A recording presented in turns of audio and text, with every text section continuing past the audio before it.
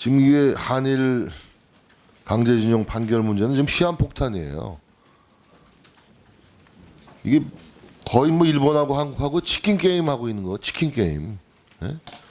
근데 오늘 장관 답변을 들으니까 좀 더 걱정이 되는 것이 아까 유기준 의원과 일문일답하면서 장관이 이렇게 답변했어요. 난 이건 내일 아침에 신문 제목거리라고 보는데 일본의 보복 조치가 있을 경우 우리도 가만히 있을 수 없다. 일본과 전쟁하겠다는 거면 경제 전쟁이든 외교 전쟁이든 장관이 이렇게 답변해도 되는 겁니까? 이거 신문 일면 톱 제목거리예요, 이거. 외교부 장관. 예. 일본이 보복 조치 가만히 계셔 보세요. 일본은 보복 조치를 준비하고 있는 게 맞습니다. 만일 이게 법원에 압류한 일본 제철의 한국 내 그 관련 회사 주식이 매각이 실제 집행이 되면 현금화가 이루어지면 바로 보복 조치를 할 거예요, 일본이. 일본이 보복 조치를 지금 기다리고 있는 듯이 얘기해요. 그럼 우리도 보복 조치를 한다. 그럼 피해는 일본과 한국 중에 누가 더 봅니까? 어떻게 이렇게 함부로 얘기할 수 있죠, 외교부 장관이? 분명히 제 귀로 의심했어요. 일본의 보복 조치가 있을 경우 우리도 가만히 있을 수 없다. 우리도 대응 보복 조치를 취하겠다는 얘기로 들리거든요. 그렇죠? 예, 가만히 있을 수 없다고 말씀드렸습니다. 그렇죠. 그것은 그것이 이제 우리도 대응 보복 조치를 취하겠다는 뜻을 담아서 말씀하신 것이죠. 네. 자, 이것은 굉장히 중요한 의미를 담고 있어요. 그 뒤에서 뭐 계속 메시지도 보내고 그러는데 나는 이러한 외교부의 그 이 문제를 다루는 태도, 관리 태도가 굉장히 좀 그 걱정이 되는 겁니다. 예? 지금 지난번에 한일 기업 강제징용 기금 조성안을 불쑥 발표했다가 바로 당일날 일본으로부터 거절당했죠. 전 이런 경우를 처음 봐요. 이게 무슨 정부 차원에서 관리하는 이슈라고 하지만 적어도 정부가 이런 걸 발표할 때는 사전 조율이 충분히 이루어진 경우에 발표되는 것이죠. 전혀 조율이 안 된 거예요. 예? 지금 거의 시한폭탄을 갖고 노는 그런 식입니다. 아니 그리고 며칠 있으면 개최되는 오사카에서의 G20 정상회담에서 한일 정상회담 일정이 잡히지 않았어요. 예? 개최국 정상과의 정상회담 일정을 못 잡은 자체가 정상이 아니다. 저는 이렇게 보는 겁니다.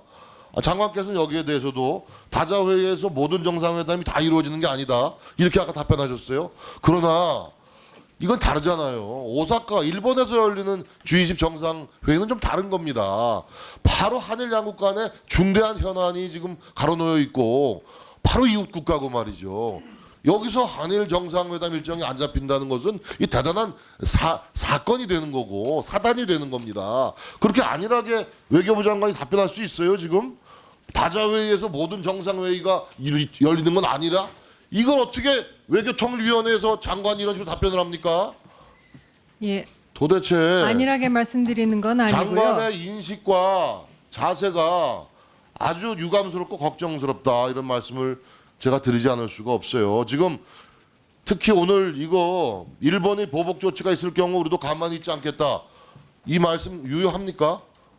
장관 다시 한번 네, 설명해 보시죠. 예, 그만큼 그 이게 상황 악화가 되는 것을 방지해야 된다는 차원에서 말씀을 드린 거고요. 일본 외교 당국에 대해서도 그렇게 얘기를 하고 있습니다. 오로지 치킨 게임 마주오는 기차의 상황 이외에는 전혀 다른 고려가 안 되고 있다는 느낌으로 다가옵니다. 그래서 걱정되는 거예요.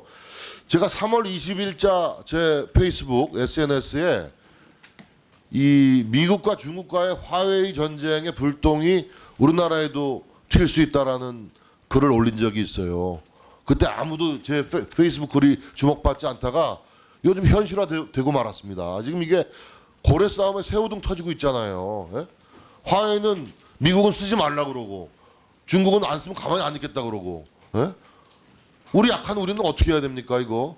이 동맹을 선택하느냐 시장을 선택하느냐 고민을 하게 됐는데 당장 지금 그 이달 말에 그 트럼프 대통령이 방한하지 않습니까? 문재인 대통령한테 반화웨이 전선에 동참해 주십시오라고 얘기 안 할까요? 우리 대통령은 뭐라고 답변하시라고 말씀드리겠습니까? 우리 장관께서는? 네, 트럼프 대통령의 방안으로 한미 정상회담에서의 그 의제라든가 이런 것은 그 계속 아니 조율을 하고 그러니까 그 있습니다만, 본질 문제 자꾸 예, 쓸데없이 자꾸 모든 제기될 시간만 자꾸 가능한 잡아먹지 사안에 말고. 대해서 준비를 하고 있습니다. 아니 그러니까 어떤 입장이냐 예, 물어보는 거 아닙니까? 지금 뭐 내가 네네. 말장난하는 게 아니잖아요. 지금. 5G에 관해서는 미국 측의 입장이 있고 또 중국 측의 입장이 그 양측의 우리 입장을 입장을 저희가 물어보는 거. 우리 입장이 우리 뭐냐 입장은 기본적으로 이거는 민간 기업체의 자율성을 존중을 하면서 하되 자, 5G 네트워크의 그 그 구축이 중요하고 조한 미국 또 대사가 그만. 예. 조한 미국 대사가 지금 이런 얘기했어요. 그러니까 화웨이 통신 장비 계속 쓸 경우에 정보 공유 안 하겠다. 민감한 정보 안 주겠다. 이거 굉장히 큰 문제거든요. 이런 민감한 정보를 제공받지 못할 경우에 대한 대비책도 갖고 있어요. 우리 정부가. 예, 그것은- 미국으로부터 정보 공유 안 받아도 괜찮아요, 이제?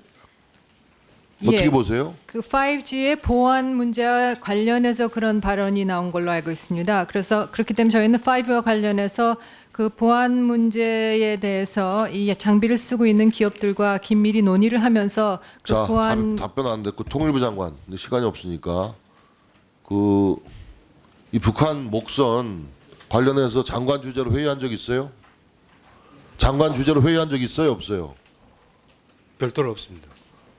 아니 통일부 장관 주재로 북한 목선 관련해서 회의를 한 번도 안 했어요? 강연 다니러 바빠서? 저희 매주 간부회의 할 때 그 주제도 하나입니다. 그 아니 주제만 이런 갖고 긴급한 상황이 나오는데 통일부 장관이 별도 회의를 주지 않합니까? 일주일에 3번 이상 회의를 하고 있습니다. 아니 본 의원이 묻는 것은 이 사건 발발 직후에 긴급한 이 현안 가지고 회의를 소집한 적이 있느냐고 물었는데 없다라고 답변하신 거 아닙니까? 그 회의만 갖고 그렇습니다. 잘 납득이 안 가요. 예? 강연 좀 줄이세요. 강연 좀 줄이시라고. 1분만. 예. 4월 8일 취임한 이래 6월 20일까지 73일 동안 축사 기조연설 다닌 게 21회예요. 21회. 예? 이러니까 그 정양석 의원이 지적하는 거 아니겠어요? 하나만 더 질문합시다. 지금 트럼프 대통령이 우리 문재인 대통령 만나서 북핵 문제 얘기를 하는데 만일에 제3차 북미 회담이 미북 회담이 이루어질 경우에 지난번 하노이처럼 가면 이건 재앙이 되는 거예요. 이거는. 예? 이건 바텀업으로 가야지 탑다운은 절대 안 된단 말이에요. 무슨 얘기인지 알겠죠? 네. 그래서 바텀업 방식의 대안들이 막 논의되고 있는데 워싱턴에서 그 한미 전략 포럼이라는 게 얼마 전에 있었는데 여기 이런 얘기 나와요. 빅딜 속 스몰 딜. 그거 들어봤죠? 빅딜 속 스몰 딜. 빅딜이라는 것은 이제 일괄타결하는 건데 이게 현실적으로 어려우니까 그 큰 결론은 협상에서 해놓고 그 첫 단추로 영변 플러스 알파하고 일부 제재 풀자. 이런 걸 좀 병행하자는 얘기인데 가능성이 있는 이야기입니까? 예, 북미 정상회담의 성공을 위해서는 실무적 논의도 필요하다고 생각합니다. 알았어요. 아유, 요즘 내가 바보다. 아유. 다음은 존경하는 추미애 의원님 질의해 주시기 바랍니다. 이런 회의를 외교 통일을 해요. 장관, 부장관 답변하는 거 보세요. 주의 좀 주세요. 의원님. 예, 알겠습니다. 의원이 말하면 문재인 문제는 하나도 대답도 안 하고 빙빙 돌다가 시간만 아니 그 복귀해서 일어나세요 그러면서. 회의 좀 합시다. 예, 기본적으로 그냥 준비가 안 돼 있는 거야. 아니 정진석 아니, 의원님께서 위원장의 지시에 예, 따라서야 되는 거죠. 제가 의원님들의 발언권을 우리 두 분 장관님께서는 의원님들의 질의에 성심성의껏 답변해 주시기 바랍니다.